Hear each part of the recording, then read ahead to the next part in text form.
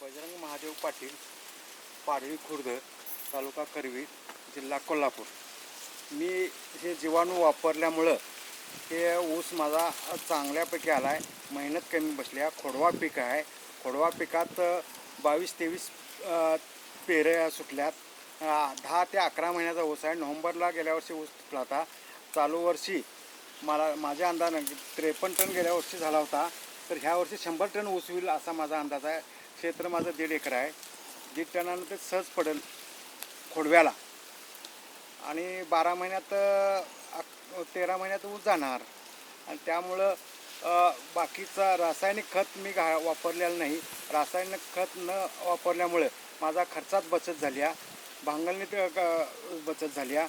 परत ऊस चांगला आल्यामुळं झाकून गेला, तर तणकाट वाढले नाही आणि जमीन भुसभुशीत झाली आहे.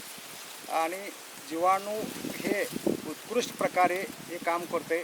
आणि ह्या जीवाणूमुळं माझ्या ऊसात मावा, रोगराई आणि एखादा पिवळं पडला असं काय घडलेलं नाही. केवडावर जे ऊसात येतोय 86-0-32 ऊस माझा आहे.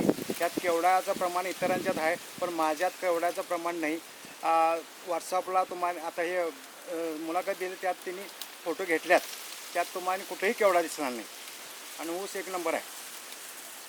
जीवाणू वापरल्यामुळे अतिशय उत्कृष्ट पीक आलेलं आहे.